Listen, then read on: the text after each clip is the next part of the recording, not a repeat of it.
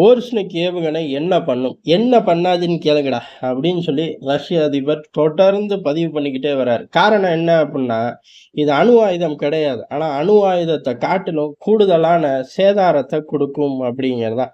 ஏறக்குறைய அணு ஆயுதம் உபயோகிச்சா, அந்த இடம் எப்படி மாறுமோ, அதே மாரி மாறிரும். ஆனா சுற்றுச்சூழல் அப்படிங்கிறது அணு ஆயுதத்துக்கு சமமா ஒண்ணும் கெட்டு போகாது. காரணம் இதுல அணு ஆயுதம் இல்லை. அப்படின்னு சொல்லி ஒட்டுமொத்த எதிரிகளை மிரட்டி எடுக்கிறாரு. காரணம் இது ஹீட்ட ஜெனரேட் பண்ற விதம் அப்படிங்கிறது, அதாவது புரொடியூஸ் பண்ற ரேஞ்ச் அப்படிங்கிறது 4000.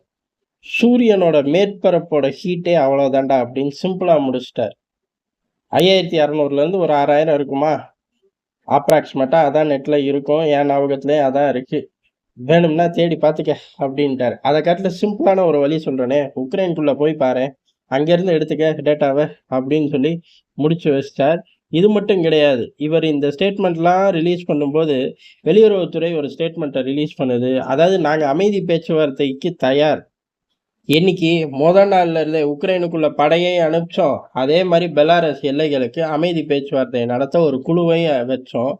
ஆனா, அந்த குழுவ நீங்க சந்திக்கவே இல்ல. 1000 நொள்ள நாட்டியம் சொல்லிட்டு, யுத்தத்த மட்டுமே எடுத்துட்டு போறீங்க. எடுத்துட்டு போய்க்கங்க. எங்களோட ஏவுகணையோட தாக்கம் எப்படிங்கிறது இப்போ உங்களுக்கே தெரிஞ்சிருக்கும். இத காட்டிலும் அதிகமா, இந்த அதிகத்துல அணு ஆயுதத்த வச்சு உபயோகிச்சோம் அப்படின்னா, உங்களோட நிலைமை நீங்களே யோசிச்சு பார்த்துக்கங்க. அப்படின்னு சொல்லி பேரலரா வெளியுறவுத்துறை அறிக்கை விடுது. இத உக்ரைன பார்த்தெல்லாம் கிடையாது. நேட்டோ அப்படிங்கிற அமைப்ப பார்த்து விட ஆரம்பிச்சுட்டார்கள்.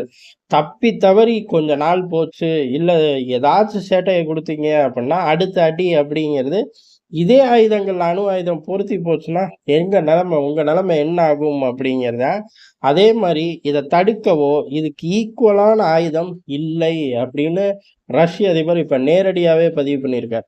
இன்னைக்கு நிலைமைக்கு இதுக்கு ஈக்குவலும் கிடையாது. இத தடுக்கக்கூடிய ஏர் டிஃபென்ஸ் சிஸ்டமும் உலகத்துல எங்கேயும் கிடையாது.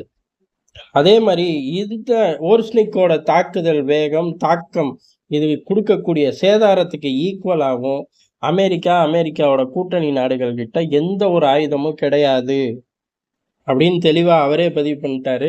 இதுக்கும் மேல என்ன அப்படின்னா, இந்த மாரியா யூனிட்டுகள் ஏகப்பட்டது ரெடியா இருக்கு புரொடக்ஷன்ல. அதே மாரி இதுக்கு அப்கிரேடட் வெர்ஷனும் களத்துக்குள்ள வர தயாரா இருக்கு. அதனால எதிரிகள் எத செஞ்சாலும் சரி, 1 தாட்டி இல்ல, 2 தாட்டி இல்ல, 100 தாட்டி கூட வேணாம். 1 தாட்டி அந்த சேதாரத்த பார்த்துக்க, ஓர்ஸ்னிக்க மனசுல நெனச்சுக்க, அதுக்கப்புறம் முடிவெடு அப்படிங்கிற மாரி பயங்கரமான ஸ்டேட்மெண்ட்டா ரிலீஸ் பண்ணி வச்சிருக்காரு. இந்த சாராம்சம் முழுக்க முழுக்க நேட்டோவ சிதறடிக்குது அப்படிங்கிறது தான். அமெரிக்காவுக்குமே ஒரு பயம் வந்துருச்சு. காரணம் ஏதோ ஒரு வகையில தாக்குதல் வந்துடுச்சு அப்படின்னா, பதில் தாக்குதல் குடுத்து தான் ஆகணும். அமெரிக்கா பின்வாங்க முடியாது, வேடிக்கை பார்க்க முடியாது. ஆனா, அது பெரிய சேதாரத்த ஈக்குவல் சேதாரத்த ஏற்படுத்தணும். அப்படின்னா மட்டும் தான் அன்னை அமெரிக்காவாவே இருக்க முடியாது. அது இல்லை அப்படிங்கிற ரேஞ்ச் வரவும் அமெரிக்கா என்ன செய்யும்? பொதுவாவே அமெரிக்கா என்ன செய்யும்? அமெரிக்காவோட குணமே வெற்றி பெறாத விஷயத்துல தலையிடவே மாட்டார்கள். தோத்து போறோம் அப்படின்னு தெரிஞ்சுச்சுன்னா, அந்த திசை உலகத்திலே இல்ல தெரியுமா? நீயா எழுதி வச்சிருக்க கற்பனையில அப்படிங்கிற மனநிலையோட நடந்துக்குவார்கள்.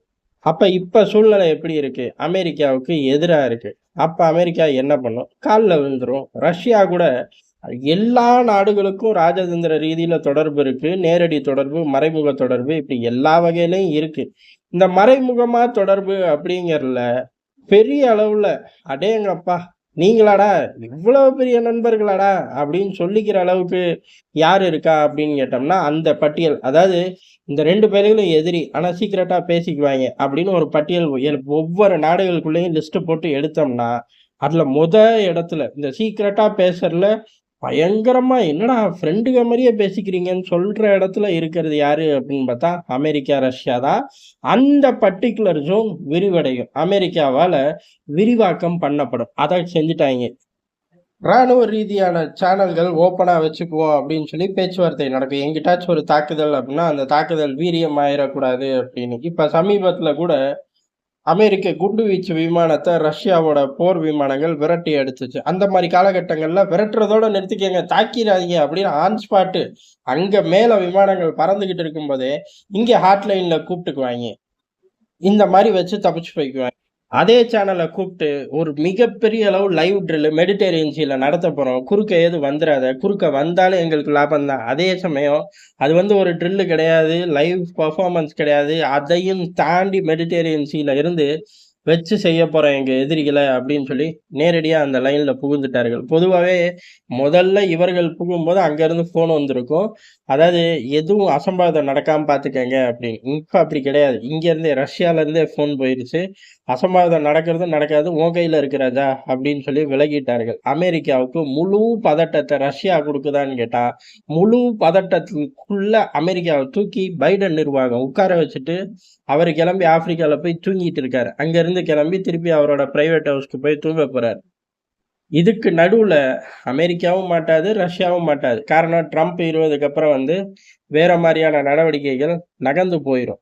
நடுவுல இந்த கேப்ல மாட்ற நாடுகள் சிக்கல சந்திக்கும். சிக்கல எந்த அளவுக்கு சந்திக்கும்? நல்ல தலைமை இருந்துச்சுன்னா ஓரளவு சந்திக்கும். இல்ல விலபோற தலைமை இருந்துச்சுன்னா மொத்தமா அழிஞ்சு போறதே அந்த பயலுகளா தான் இருப்பாய்ங்கங்கிறது தான் எதார்த்தமான உண்ம. நன்றி, வணக்கம்.